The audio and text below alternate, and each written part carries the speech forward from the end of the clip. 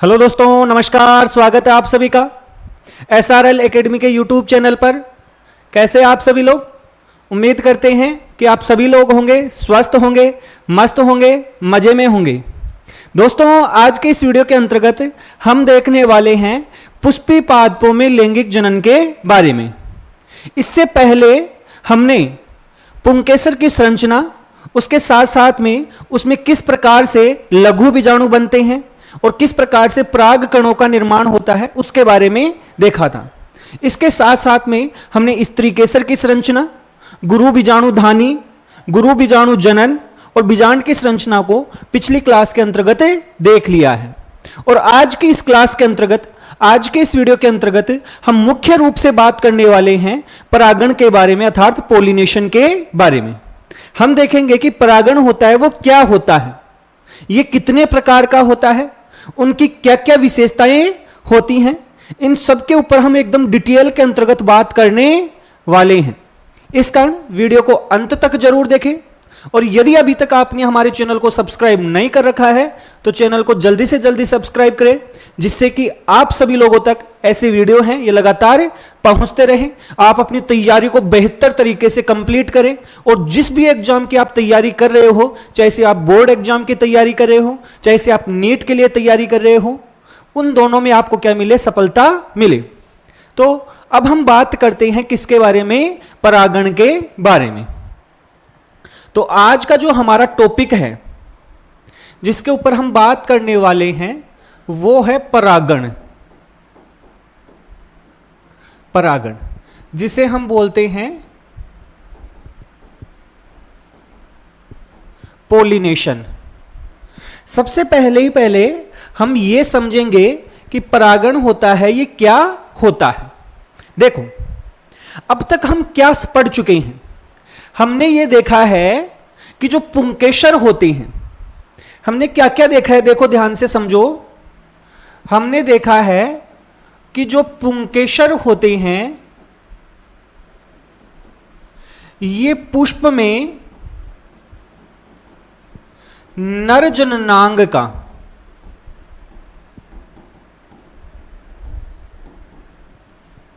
प्रतिनिधित्व करते हैं,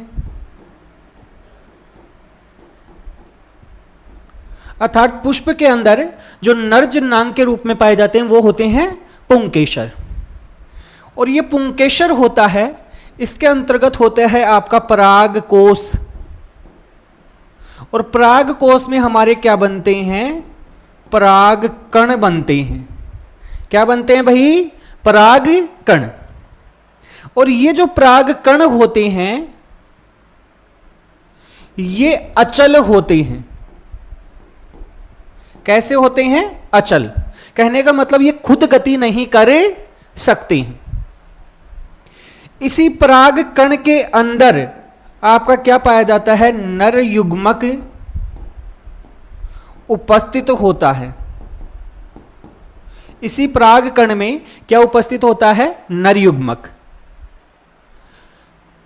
दूसरी हमने बात की कि जो स्त्री केसर होता है, स्त्री केसर होता है ये पुष्प के अंदर किसका? मादा जननांग का, मादा जननांग का प्रतिनिधित्व करता है। मादा जननांग का प्रतिनिधित्व करता है। इस स्त्री केसर में 3 भाग होते हैं। एक होता है हमारा वर्तिकाग्र, जो हमने देखा था, एकदम डायग्राम बनाकर हमने समझा था कि वर्तिकाग्र क्या होता है। दूसरा हमने देखा था, वो क्या देखा था? वर्तिका, जो लंबा नलिका जैसी संरचना थी। और तीसरा जो हिस्सा, फूला हुआ हिस्सा था, वो था हमारा अंडाशय। वो था हमारा क्या था? अंडाशय। ये जो वर्तिकाग्र है ये पराग कणों को ग्रहण करता है।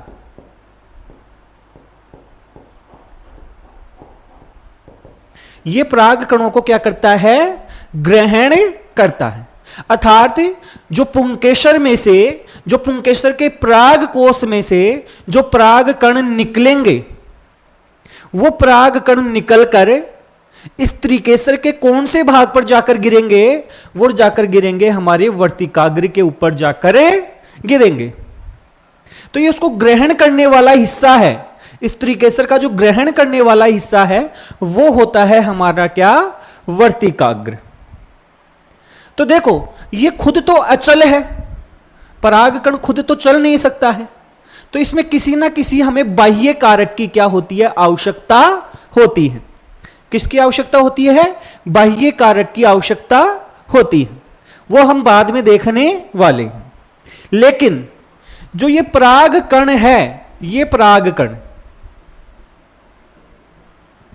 जो हमारा कहां पर बना है? पराग कोश में। कहां बना है? पराग कोश में जो पराग कण बना है, इस पराग कण का आपके पुष्प के जो स्त्रीकेसर है उसके वर्तिकाग्र तक ये पहुंचेगा। कहां तक पहुंचेगा? वर्तिकाग्र तक ये पहुंचेगा। और इसी प्रक्रिया को पराग कोश से निकले हुए जो पराग कण होते हैं, उन पराग कणों का आपकी स्त्रीकेसर की वर्तिकाग्र तक पहुंचने की जो ये प्रक्रिया होती है, क्या होती है ये प्रक्रिया? जो भी ये प्रक्रम होता है उसी को क्या कहा जाता है? उसी को परागण कहा जाता है। तो आप मेरी बात समझ गए होंगे कि परागण से क्या मतलब होता है। आपको कंफ्यूज नहीं होना है पराग कण में और परागण में। देखो, पराग कण होता है, ये एक संरचना है जो कि पराग कोश में बनती है, जबकि परागण है वो एक प्रकार की क्या है? प्रक्रिया है। कोई संरचना नहीं है, ये क्या है? एक प्रक्रिया। और इस प्रक्रिया में ये पराग कण है, ये स्त्रीकेसर की कहां तक पहुंचता है? वर्तिकाग्र तक पहुंचता है।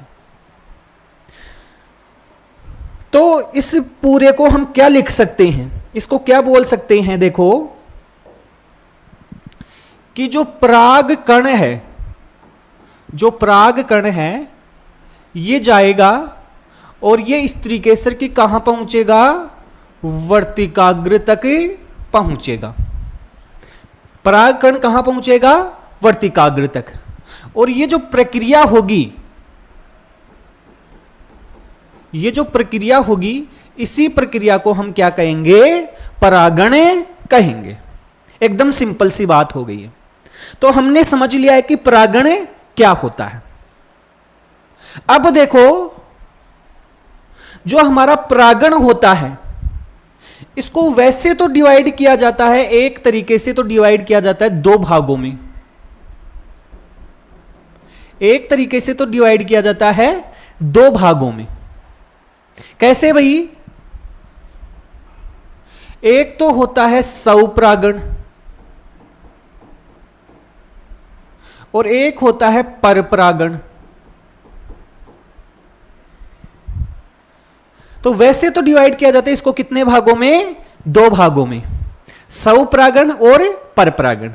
अब ये क्या होता है मैं बाकी बाद में बताने वाला हूं, अभी आप समझ लो।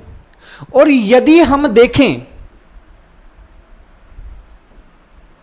यदि एकदम डिटेल के अंतर्गत इसको देखें तो इसको विभाजित किया जाता है तीन भागों में। इसको किस में विभाजित किया जाता है? तीन, जिसमें से एक होता है जिसे हम बोलते हैं स्वयुग्मन,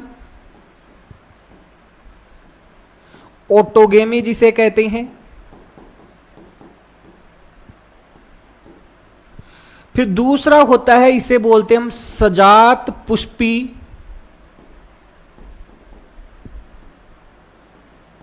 परागण। और तीसरा होता है, इसे हम बोलते हैं परनिषेचन। इसे हम क्या बोलते हैं? परनिषेचन। तो हमारा परागण होता है, इसको यदि हम पादप के आधार पर देखें, ये जो पादप है किसके आधार पर? पादप के आधार पर। यदि हम पादप के आधार पर देखें तब तो इसे हम बोलते हैं स्वपरागण और परपरागण। और वैसे इसको यदि देखें, पूरी प्रक्रिया के हिसाब से देखें, पूरी टेक्निकलिटी के हिसाब से देखें, तो इसको 3 भागों में विभाजित किया जाता है। वो होता है हमारा स्वयुग्मन अर्थात ओटोगेमी, फिर होता है हमारा सजात पुष्पी परागण, और फिर होता है हमारा परे निषेचन। अब देखो, पहले हम इन तीनों को समझते हैं। किसको समझते हैं? इन तीनों प्रक्रियाओं को समझते हैं कि ये वास्तव में है क्या। सबसे पहले मैं बात करने वाला हूं स्वयुग्मन के बारे में। किसके बारे में बात करने वाला हूं? स्वयुग्मन। स्व का मतलब हो गया अपने आप या अपने ही अंदर। देखो, आप एक समझो कि ये एक क्या है? पादप है।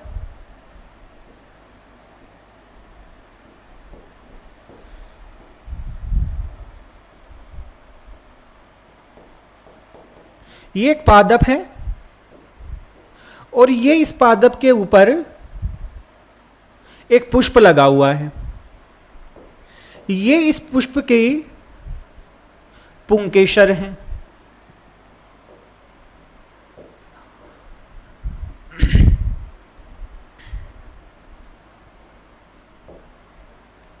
और यहां पर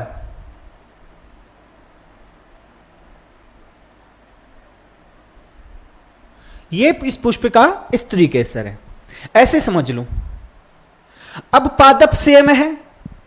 जब क्या हो कि यहां से कोई परागकण निकले इस पुंकेसर से, और ये परागकण निकलकर इस सेम पुष्प की वर्तिकाग्र पर पहुंचे जाता है। पुष्प सेम है, मतलब देखो,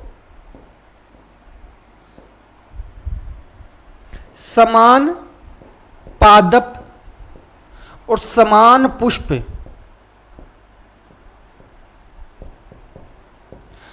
मतलब पादप भी वही है और उसी पादप का पुष्प भी वही है। इस पुंकेसर से निकला ये परागकण और इसी पुष्प की वर्तिकाग्र के ऊपर गिर गया। तो इस प्रकार का जो परागण होगा, भाई परागण का मतलब होता है कि पराग कणों का निकलकर कहां पहुंचना? वर्तिकाग्र तक पहुंचना। लेकिन पुष्प सेम है, तो इस प्रकार के परागण को हम क्या कहेंगे? स्वयुग्मन या ओटोगेमी कहते हैं। ये आपके समझ में आ गया होगा? भाई समझ में आ गया होगा ना? एकदम सिंपल भाषा में डायग्राम बनाकर आपको बता दिया है, कोई चीज समस्या वाली है ही नहीं। दूसरा आ जाते हैं किसके ऊपर हम? सजात पुष्पी परागण पर। किस पर आ जाते हैं?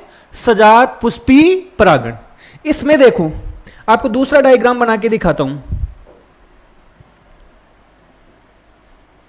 आपने सबने मक्का का पादप देखा होगा।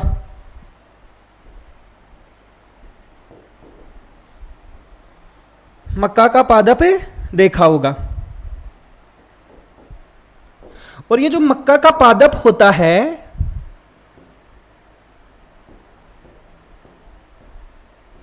इस पादप में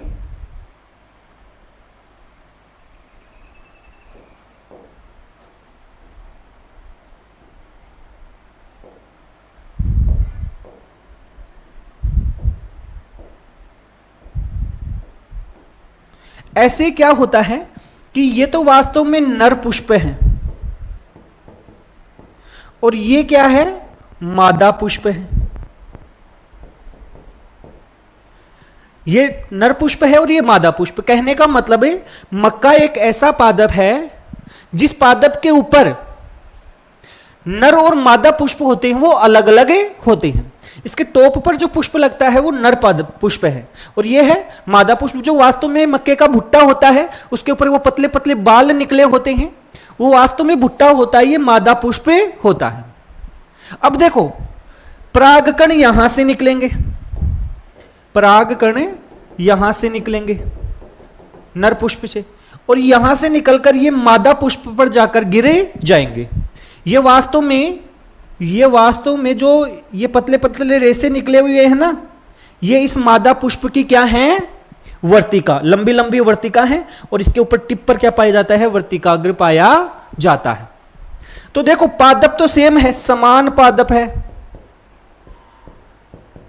पादप कैसा है, समान, लेकिन पुष्प है वो कैसा है, अलग अलग।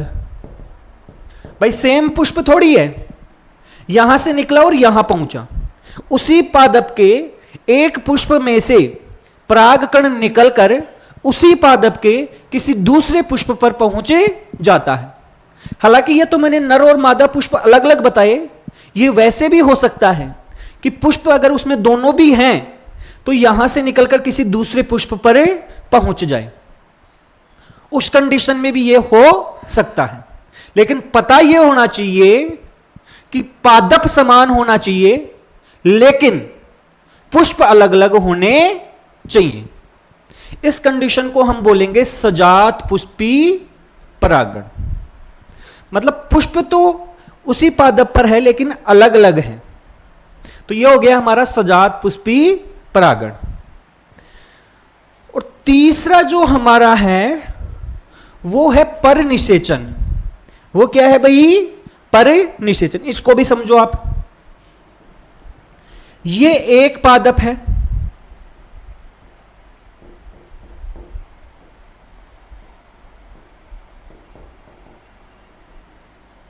और ये इस पादप के ऊपर एक पुष्प लगा हुआ है,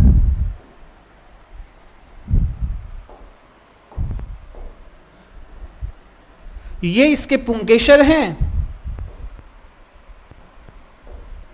और ये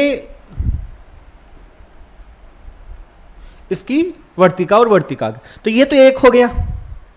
ऐसे इसके पास कोई दूसरा पादप है,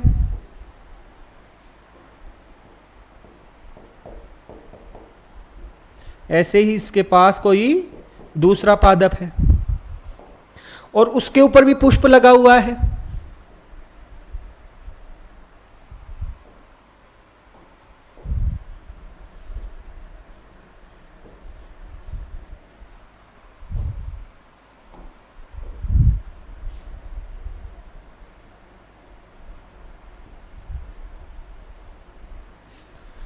तो ये दो पादप हैं,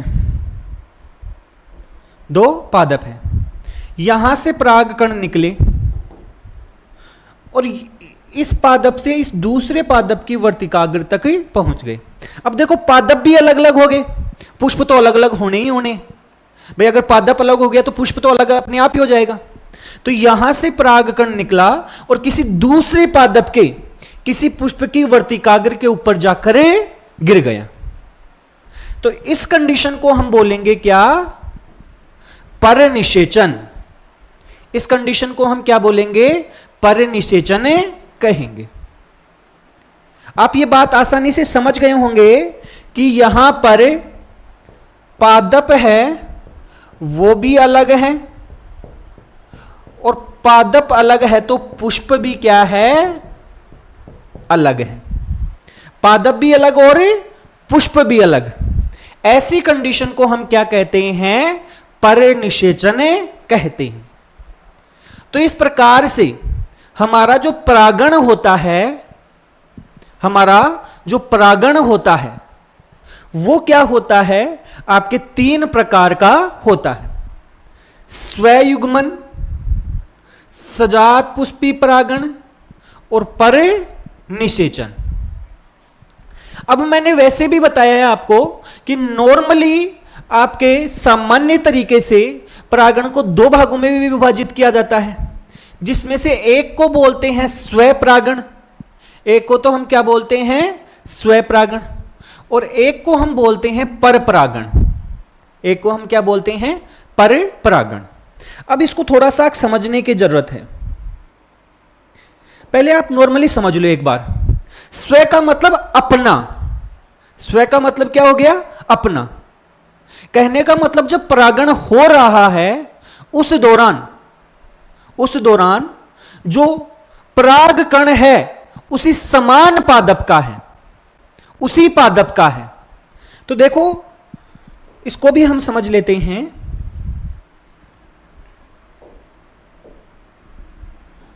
कि परागण है, इसको वैसे हम देखें तो ये दो कैटेगरी का हो जाएगा, एक हो जाएगा स्वपरागण और एक हो जाएगा परपरागण। पादप के आधार पर,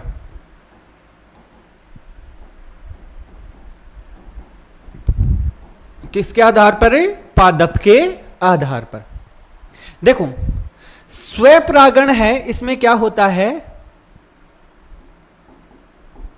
पादप समान होता है। पादप कैसा होता है? समान।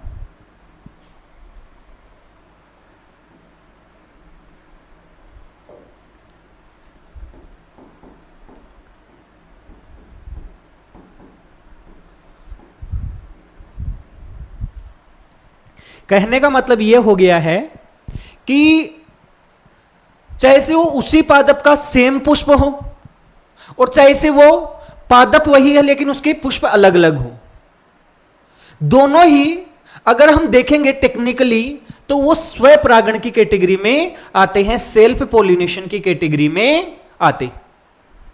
और परपरागण का मतलब क्या होता है? वास्तव में परपरागण का मतलब होता है कि पादप हैं वो अलग अलग हो। पादप कैसे हो? अलग अलग। मतलब सेम पादप का परागकण उसी सेम पादप की वर्तिकाग्र के ऊपर नहीं गिरना चाहिए।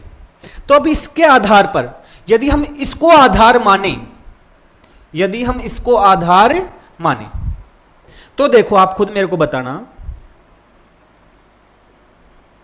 इसको आप आधार मानो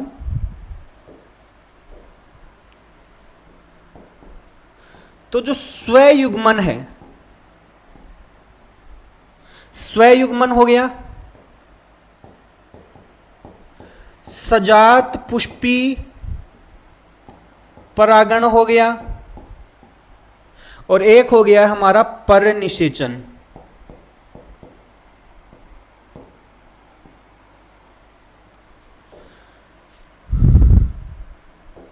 यदि इनको हम आनुवांशिक आधार पर देखें, यदि इनको हम आनुवांशिक आधार पर देखें तो स्वयुग्मन में क्या होता है कि समान पुष्प का परागकण उसी पुष्प की वर्तिकाग्र के ऊपर गिरता है।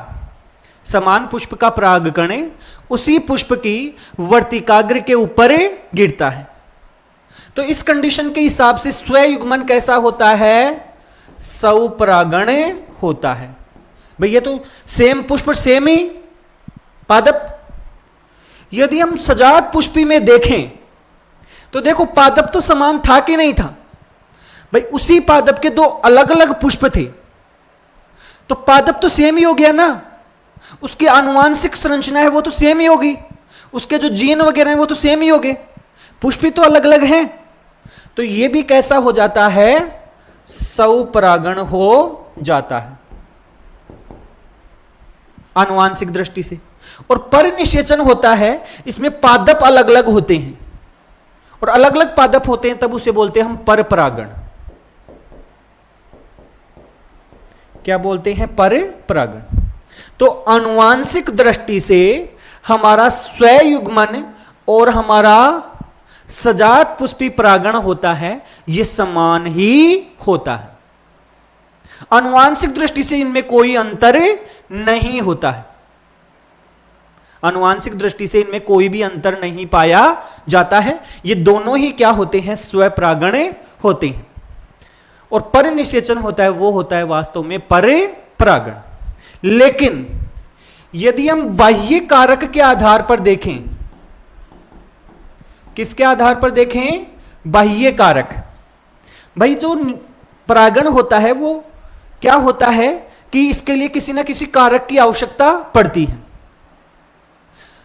तो देखो स्वयुग्मन में सेम पुष्प सेम ही पुष्प का परागकण होता है, तो ये अपने आप भी गिर सकता है। जैसे ही वो पराग कोष फटेगा, उससे परागकण निकलेगा, तो वो सेम पुष्प की वर्तिकाग्र पर गिरने के लिए उसे किसी अन्य माध्यम की आवश्यकता नहीं है।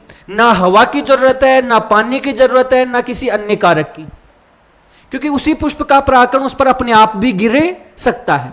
तो तो इसमें किसी कारक की आवश्यकता नहीं है, तो इस हिसाब से यह कैसा है, स्वपरागण, कारक के आधार पर देखें तो। लेकिन सजात पुष्पी परागण में एक पुष्प से दूसरे पुष्प पर जाएगा, भाई पादप सेम लेकिन एक पुष्प से दूसरे पुष्प पर जाएगा, तो इसको ले जाने वाला कोई ना कोई तो कारक होगा, या तो हवा लेकर जाएगी, या पानी लेकर जाएगा, या कोई कीट लेकर जाएगा, कोई ना कोई तो कारक होगा। तो इस आधार पर देखें, कारक के आधार पर, ध्यान से सुनना, कारक के आधार पर देखें तो इसे हम पर परागण मानते हैं। क्या मानते हैं, पर परागण। याद रखना, इसमें आपको कंफ्यूज नहीं होता है। आनुवांशिक दृष्टि से देखा जाए तो सजात पुष्पी परागण होगा वो स्वपरागण होगा, लेकिन यदि कारक के हिसाब से देखा जाए तो यह होगा पर परागण, क्योंकि इसमें क्या होता है, बाह्य कारक होता है, बाह्य कारक जैसे हो गई वायु या जल या हमारा कोई कीट, ये इसमें इन्वॉल्व होता। परिनिषेचन तो चाहे से आप आनुवांशिक दृष्टि से देखो और चाहे से आप किस दृष्टि से देखो, कारक के हिसाब से देखो, वो पर परागण ही होता है। तो ये यहां पर कंफ्यूज नहीं होना है, ये आपको पूरा डिटेल के अंतर्गत सब कुछ पता होना चाहिए। तो हमने अब तक स्वपरागण, पर परागण, परागण के प्रकार, इनके बारे में देखा है। अब इसके बाद में यदि हम बात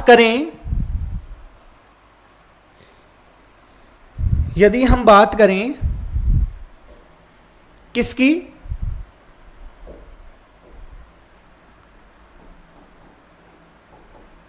स्वपरागण के लिए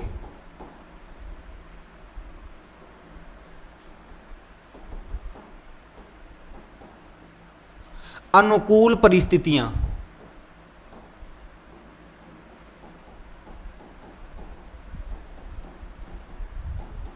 मतलब ऐसी कौन सी परिस्थितियां हैं जो स्वपरागण को बढ़ावा देंगी। किसको बढ़ावा देंगी, स्वपरागण, मतलब उसी पुष्प का परागण उसी पर गिरे, ऐसी कौन सी परिस्थितियां होंगी। तो इसके लिए परिस्थितियों में देखें तो सबसे पहली बात होनी चाहिए कि पुष्प कैसा होना चाहिए, द्विलिंगी, या जिसे हम बोलते हैं उभयलिंगी। पुष्प कैसा होना चाहिए, द्विलिंगी या उभयलिंगी होना चाहिए। अगर द्विलिंगी और उभयलिंगी पुष्प होगा तो ही आपका स्वपरागण हो सकता है। आप सपोज करो कि एक पुष्प है, उस पुष्प के अंतर्गत स्त्री केसर भी उपस्थित है, उस पुष्प के अंतर्गत पुंकेसर भी उपस्थित है।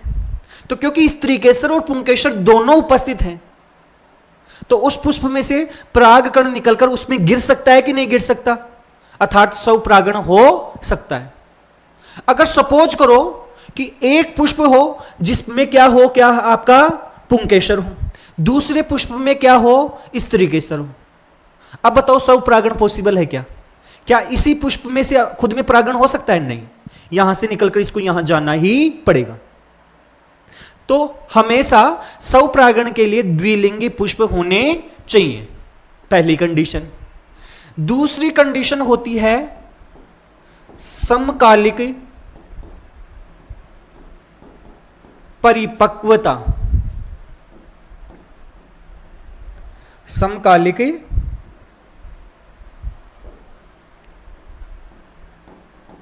परिपक्वता। समकालिक परिपक्वता से क्या मतलब हो गया कि मान लो पुष्प है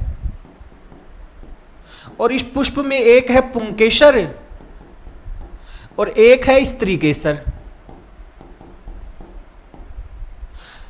अगर पुंकेसर और स्त्री केसर सेम टाइम पर, समान समय पर परिपक्व होंगे, तब ही आपका पुंकेसर से परागकण निकलकर उसी पुष्प की वर्तिकाग्र पर गिरेगा, तो यह परागण हो सकता है।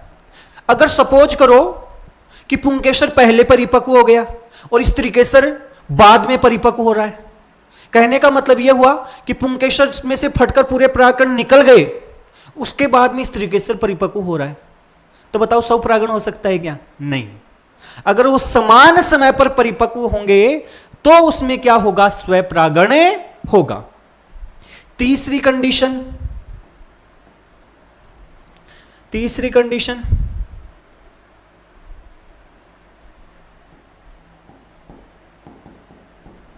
पुंकेसर व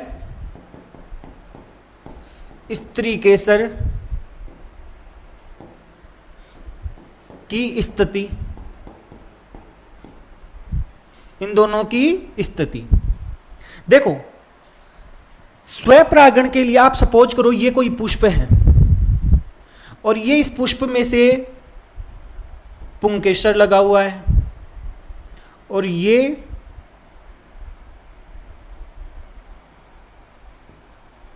स्त्रीकेसर है। तो यहां से देखो, ये पुंकेसर है तो यहां से ये गिरना आसान है, यहां से परागकण है क्योंकि लगभग सेम पोजीशन पर है, समान बराबर ऊंचाई पर है, तो परागकण आसानी से गिर सकते हैं। या फिर आपके पुंकेसर थोड़े लंबे हो तो वो आसानी से गिरे सकते हैं। तो इनकी स्थिति भी क्या करती है? मैटर करती है। इसके बाद में सबसे इंपॉर्टेंट चीज,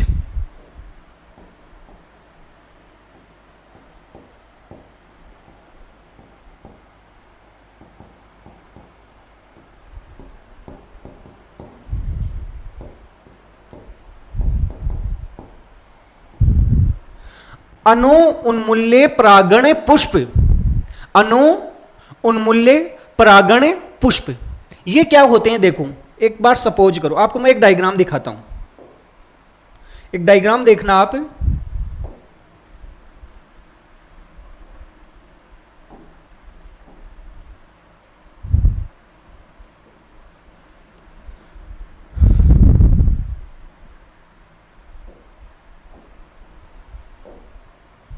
देखो, ये हमारा नॉर्मल पुष्प है।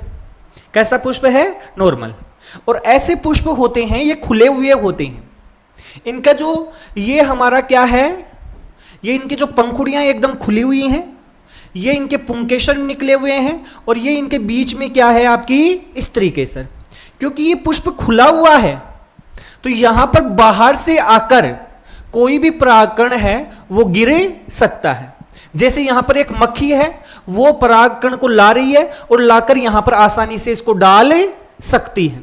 लेकिन ऐसे पुष्पों को तो देखो, जो खुले पुष्प होते हैं, जो सामान्य पुष्प होते हैं, उन्हें बोलते हैं उन्मूल्य पुष्प। उन्हें हम क्या कहते हैं? उन्मूल्य पुष्प कहते हैं। लेकिन यदि आप देखोगे, ये पुष्प, कई पुष्प ऐसे होते हैं जो कभी खुलते ही नहीं है, ये हमेशा कली की अवस्था में बंद ही रहते हैं। जैसे कली बंद रहती है पुष्प की, वैसे ये बंद रहते हैं। अब क्योंकि पुष्प हमेशा बंद रहता है, तो इसी के अंदर स्त्रीकेसर है और इसी के अंदर की तरफ ही क्या है? पुंकेसर है। तो बताओ, बाहर का कोई परागकण इस पे आकर गिर सकता है क्या? पुष्प यदि बंद है तो बाहर के आने की संभावना तो बिल्कुल खत्म हो गई। इसके अंदर से ही परागकण निकलकर इसके अंदर ही गिरेंगे, इसके अंदर से ही परागकण निकलकर इसके अंदर ही गिरेंगे। तो ये जो पुष्प होते हैं जो हमेशा बंद ही रहते हैं, जो ऐसा यहां पर दिखा रखा है, ऐसे पुष्पों को कहते हैं अणु उन्मूल्य पुष्प। इन्हें क्या कहा जाता है? अणु उन्मूल्य पुष्प कहा जाता है। और ये जो पुष्प होते हैं, इन पुष्पों के अंतर्गत हमेशा क्या होता है? स्वपरागण ही होता है। दूसरी बात कि जो ये स्वपरागण होता है, ये जो स्वपरागण होता है, इससे क्या होता है? अगर ये पुष्प होंगे तो इनमें हमेशा बीज बनेंगे ही बनेंगे।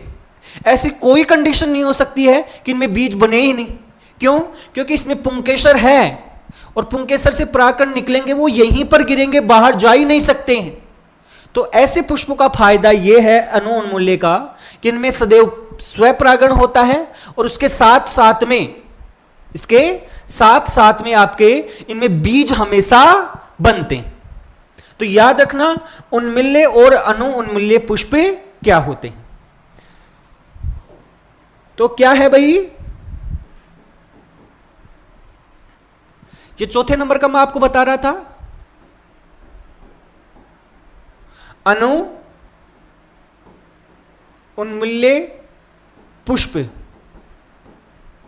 ये अनु उन्मूल्य पुष्प होंगे अर्थात बंद अवस्था वाले पुष्प होंगे, तो इनमें सदैव क्या होगा, स्वपरागण ही होगा। इनमें क्या होगा भाई, इनमें स्वपरागण ही होता है। ये आपके बात समझ में आ गई होगी। इसके दूसरी बात, इनमें बीज सदैव बनता है,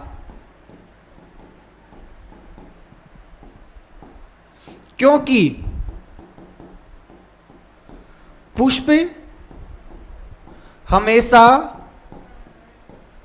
बंद रहते हैं, अतः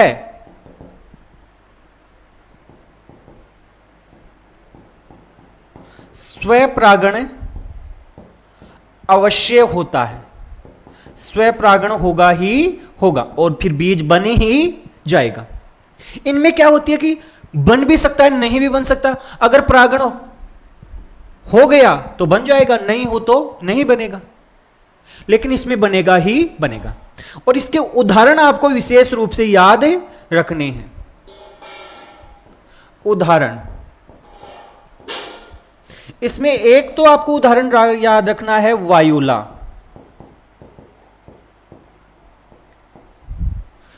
दूसरा आपको याद रखना है ओक्जेलिस,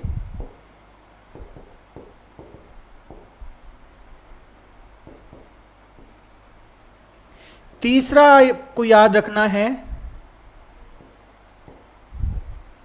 कनकोवा। तीसरा उदाहरण आपको क्या याद रखना है, कनकोवा। ये जो तीन पादप होते हैं, इनके अंतर्गत आपके अनु उन्मूल्य पुष्प बनते हैं, और अनु उन्मूल्य पुष्प होते हैं उनमें सदैव स्वपरागण ही होता है। ये जो आपका कनकोवा होता है, इसका एक नाम और है भाई, इसका नाम है कोमेलिना। इसे कोमेलिना भी बोलते हैं, कनकोवा भी बोलते हैं। तो ये उदाहरण विशेष रूप से आपको याद रखने हैं, और आपको याद रखना है कि अनु उन्मूल्य पुष्प क्या होता है। आपको डायग्राम की सहायता से समझाया गया है कि उन्मूल्य पुष्प कैसे होते हैं, अनु उन्मूल्य पुष्प कैसे होते हैं। आपको कैसे याद रखना है, दोबारा से मैं आपको एकदम शॉर्ट के अंतर्गत बता देता हूं। जो अनु उन्मूल्य पुष्प होते हैं, वो पुष्प क्या होते हैं कि सदैव बंद रहते हैं। जैसे कोई पुष्प कली की अवस्था में रहता है, वैसे ही बंद रहता है, कभी नहीं खुलते हैं, जिसके कारण से इनमें कोई बाह्य परागकण है वो आ नहीं सकता है, अर्थात पर परागण नहीं हो सकता है। इनमें सदैव स्वपरागण ही होता है। जबकि जो उन्मूल्य पुष्प होते हैं, जो सामान्य पुष्प होते हैं, वो खुले हुए रहते हैं, जिसके कारण से इनमें पर परागण भी हो सकता है। तो यह आपको ध्यान रखना है। लेकिन एक बात याद रखना,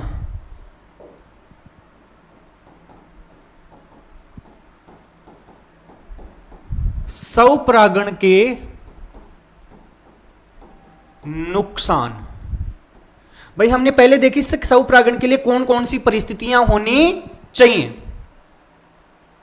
लेकिन स्वपरागण एक ऐसी परिस्थिति है, ऐसी स्थिति होती है कि इसके नुकसान होते हैं।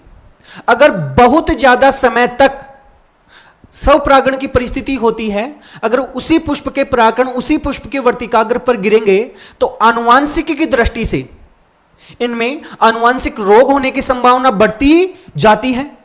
जो जनन की जो प्रतिशतता है, प्रजनन की जो संभावनाएं हैं, उनमें क्या आती है, कमी आती है, जिसे हम बोलते हैं प्रजनन अवनमन कहते हैं। जिसे हम क्या बोलते हैं, प्रजनन अवनमन कहते हैं। तो स्वपरागण होता है आनुवांशिक दृष्टि से अच्छा नहीं माना जाता है।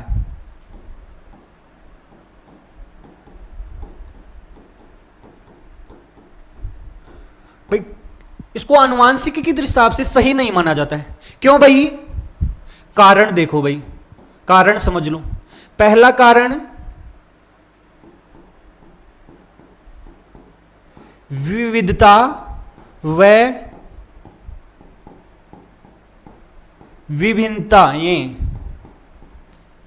उत्पन्न नहीं होती हैं। विविधताएं एवं विभिन्नताएं उत्पन्न नहीं होती हैं क्योंकि सेम पुष्प का सेम ही पुष्प पर गिर रहा है, आनुवांशिक दृष्टि से समान है। यह जस्ट वैसा ही हो गया कि एक ही माता पिता की संतान है, भाई बहन है, एकदम सगे भाई बहन है, और सगे भाई बहन आपस में शादी कर ले। सगे भाई बहन क्या कर ले? आपस में शादी कर ले। तो फिर यह तो प्रॉब्लम हो जाएगी। उनमें विविधता उत्पन्न होने की संभावना क्या होगी? बिल्कुल कम। और अगर विविधता उत्पन्न नहीं होगी, विविधता उत्पन्न नहीं होगी तो फिर जातियों का विकास कैसे होगा? आनुवांशिक दृष्टि से तो इसको सही नहीं माना जा सकता है। दूसरा, ऐसी परिस्थिति में आनुवांशिक रोग होने की संभावना, आनुवांशिक रोगों की संभावना होती है, वो बढ़ जाती है। आनुवांशिक रोगों की संभावना बढ़ जाती है। और इसी कारण आपको भी पता होगा कि सजात गोत्रीय जो विवाह होते हैं वो हम मनुष्यों में भी नहीं करते, क्योंकि ऐसा माना जाता है कि जो सेम गोत्र के जो लोग होते हैं उनके पूर्वज एक ही थे, वो एक ही परिवार के थे। इस कारण अगर दो लोग ऐसे शादी करेंगे तो उनमें आनुवांशिक रोग होने की संभावना होगी, वो बढ़े जाएगी। इस कारण से सजात गोत्रीय जो विवाह होते हैं उनको मना किया जाता है। और तो इसी कारण से ये स्वपरागण के नुकसान भी आपको ध्यान रखने हैं। एक तो विविधताएं उत्पन्न नहीं होती हैं और आनुवांशिक रोगों की संभावना बढ़े जाती है। तो ये सब कुछ मैंने बता दिया है स्वपरागण के बारे में। इसका मतलब ये हो गया कि पादप होंगे वो स्वपरागण से बचना चाहेंगे। भाई पादप ऐसा थोड़ी चाहते हैं कि रोग हो, सभी जीवों में अनुकूलन की विशेष क्षमता होती है। तो पादपों ने क्या किया? पादप स्वपरागण से बचने के लिए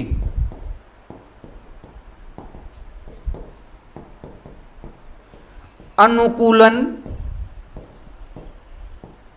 विकसित कर लेते हैं।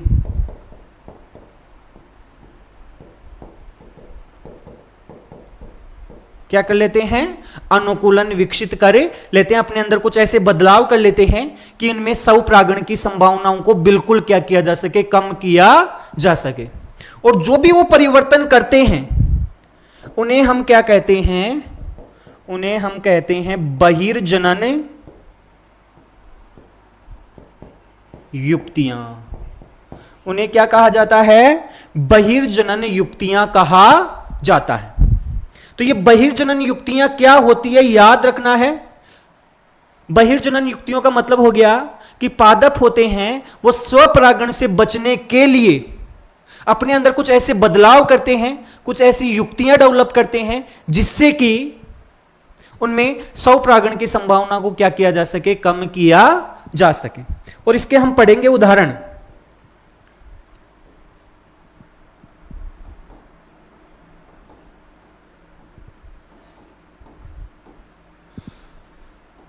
बहिर्जनन युक्तियां, या हम यूं बोल सकते हैं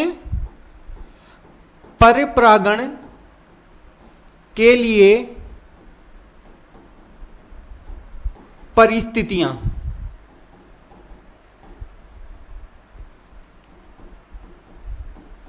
भाई स्वपरागण नहीं होगा तो परपरागण होगा, तो इसके लिए संभावना कब बढ़ेगी? पहली बात, एक लिंगी पुष्प। कैसे पुष्प हो? एक लिंगी। आप खुद ही बताओ, अगर एक लिंगी पुष्प होंगे तो उनमें स्वपरागण अर्थात स्वयुग्मन की संभावना तो बिल्कुल कम हो जाएगी। कैसी संभावना?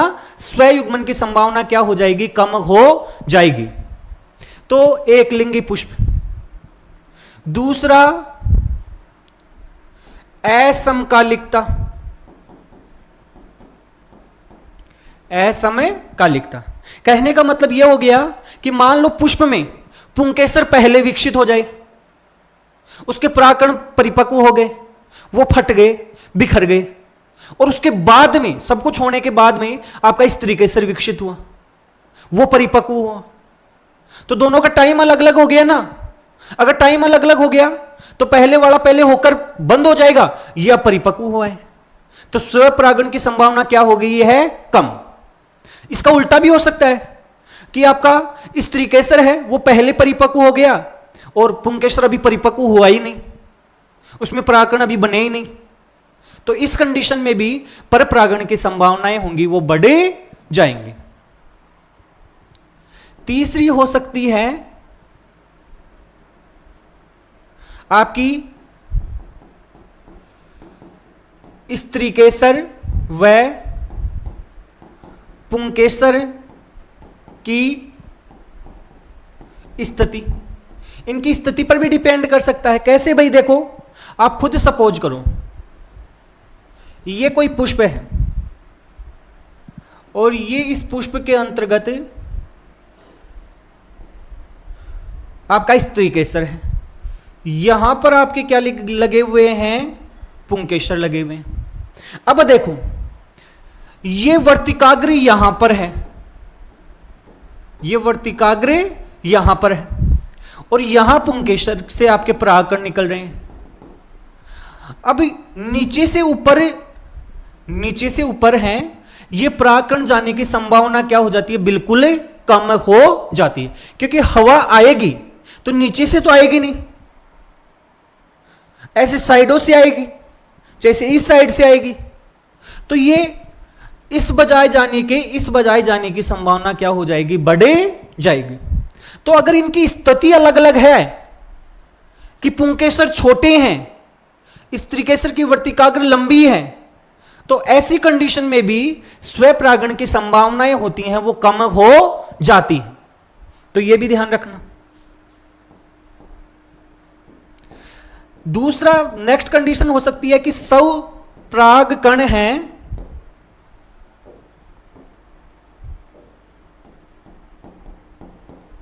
स्वपरागकण हैं वो अंकुरित ही ना हो।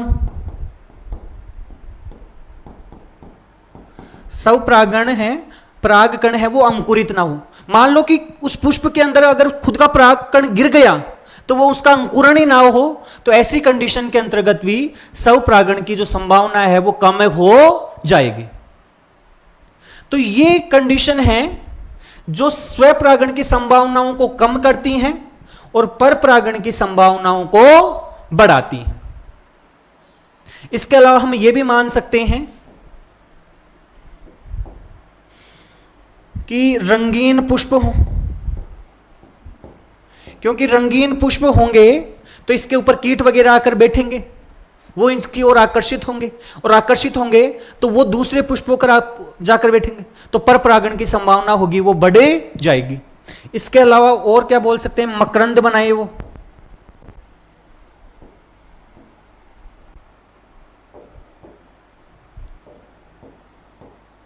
क्या बनाए? मकरंद। मकरंद भी एक तरीके से लालच है, ये कीटों को अपनी ओर आकर्षित करता है। तो इन कंडीशन के अंतर्गत आपका क्या बढ़ता है? स्वपरागण कम होता है और परपरागण की संभावनाएं बढ़ती हैं। लास्ट में एक छोटी सी कंडीशन और आपको ध्यान रखनी है, आपको कुछ टर्म याद रखनी है कि पादप होते हैं ये एक लिंगियाश्री भी होते हैं और आपके उभय लिंगियाश्री भी होते हैं।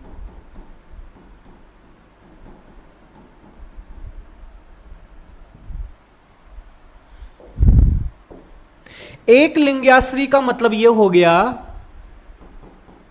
कि यदि पादप हैं, केवल एक ही प्रकार के पुष्प लगे,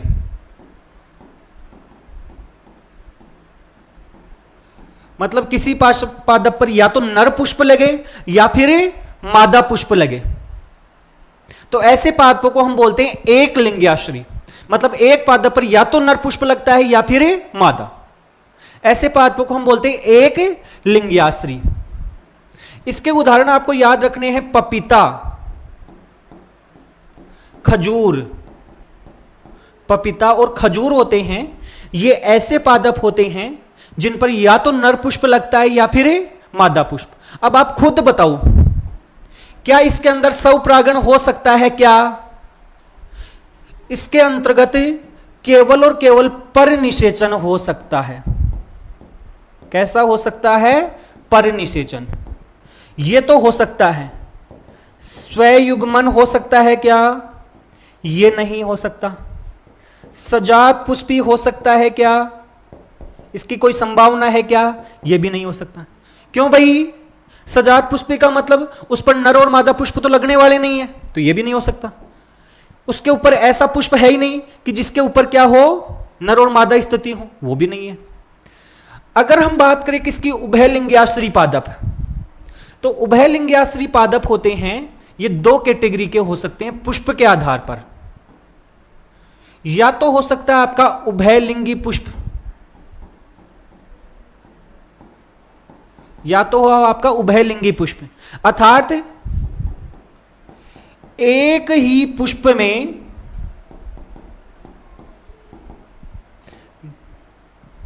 एक ही पुष्प के अंतर्गत पुंकेसर व स्त्री केसर उपस्थित हों। मतलब सेम पुष्प में पुंकेसर भी है और स्त्री केसर भी है, मतलब एक ही पुष्प में आ गए। या हम ऐसे भी तो बोल सकते हैं एक ही पादप पर नर भी आ गया और मादा वाला हिस्सा भी आ गया। दूसरे हो सकते हैं हमारे एक लिंगी पुष्प। कैसे पुष्प हो सकते हैं? एक लिंगी पुष्प। मतलब पादप तो है, उस पादप के ऊपर नर पुष्प है और मादा पुष्प भी है, लेकिन दोनों अलग अलग हैं। कहने का मतलब क्या हो जाए, एक ही पादप पर नर पुष्प व मादा पुष्प उपस्थित हो, लेकिन अलग अलग। मतलब पुष्प अलग हैं लेकिन सेम पादप पर है। इसका उदाहरण तो आप जानते ही होंगे, ऐसे तो नॉर्मल पादप हमारे होते ही हैं। मटर हो गया, सरसों हो गई, ये कैसे पुष्प होते हैं इनके? उभयलिंगी। उभयलिंगी बोल दो या इनको द्विलिंगी भी कहते हैं। और ऐसे का उदाहरण मैंने अभी आपको बताया था, मक्का। मक्का, मेरे को यह बताओ इसमें कौन कौन सा हो सकता है? इसमें स्वयुग्मन हो सकता है या नहीं हो सकता? भाई सेम पुष्प के अंतर्गत आपका पुंकेसर भी है, स्त्री केसर भी है, तो स्वयुग्मन हो सकता है। सजात पुष्पी हो सकता है क्या? यह भी हो सकता है। परपरागण हो सकता है क्या? यह भी हो सकता है। मतलब उभयलिंगी जो पुष्प होंगे इनके अंदर स्वयुग्मन की संभावना भी होती है, सजात पुष्पी परागण की भी संभावना होती है और परपरागण की भी संभावना होती है। इसमें कौन सी संभावना होती है? सदैव परनिषेचन की। और इसमें बताओ, इसमें स्वयुग्मन हो सकता है क्या? नहीं, क्योंकि सेम पुष्प में पुंकेसर और स्त्री केसर है ही नहीं। सजात पुष्पी हो सकता है क्या? सजात पुष्पी हो सकता है। भाई केवल सेम पुष्प में नहीं है, लेकिन उस पादप पे नर पुष्प और मादा पुष्प तो हैं। दो अलग अलग उसी पादप के ऊपर जो पुष्प अलग अलग हैं उनमें तो हो सकता है ना, तो सजात पुष्पी हो सकता है। और परपरागण तो हो ही सकता है, परपरागण उपस्थित हो सकता है। तो ये संभावनाएं भी आपको पता होनी चाहिए कि कौन सी कंडीशन के अंतर्गत स्वपरागण परपरागण है, यह संभव हो सकता है। तो ये सारा आज हमने कंप्लीटली देख लिया है कि परागण क्या होता है, परागण के कितने प्रकार होते हैं, परागण कैसे कैसे हो सकता है, ऐसी कौन सी संभावनाएं हैं जो स्वपरागण को बढ़ाती हैं, ऐसी कौन सी संभावनाएं हैं जो पर परागण को बढ़ाती हैं, जिसे हम बहिर्जनन युक्तियां भी कहते हैं। स्वपरागण है वो आनुवांशिकी के हिसाब से सही नहीं माना जाता है। और इसके अलावा ऐसी कौन सी स्थितियां बन सकती हैं जिनके अंतर्गत आपकी ये सारी की सारी संभावनाएं उत्पन्न हो सकती हैं, ये कंप्लीटली हमने देख लिया है। आगे आने वाले वीडियो के अंतर्गत हम समझने वाले हैं कि परागण की इस क्रिया के अंदर कौन कौन से कारक होते हैं वो काम में आते हैं, वो आपके जैविक अजैविक जो भी कारक हैं उनको हम देखने वाले हैं। तो आज के इस वीडियो के अंतर्गत हमने कंप्लीटली समझ लिया है। आप सभी लोगों को ये वीडियो है ये जरूर पसंद आया होगा, सारी चीजें आपको समझ में आई होंगी ऐसी हम उम्मीद कर रहे हैं। लेकिन फिर भी यदि कोई चीज समझ में नहीं आती है तो आप हमें कमेंट जरूर करें। जो भी चीज आपको समझ में नहीं आ रही उसका जवाब हम आपको जरूर देंगे। और यदि अभी तक आपने हमारे चैनल को सब्सक्राइब नहीं किया है तो चैनल को जल्दी से जल्दी सब्सक्राइब करें, जिससे कि आप सभी लोगों तक ऐसे वीडियो हैं लगातार पहुंचते रहें, आप एकदम डिटेल के अंतर्गत पढ़ते रहो। धन्यवाद।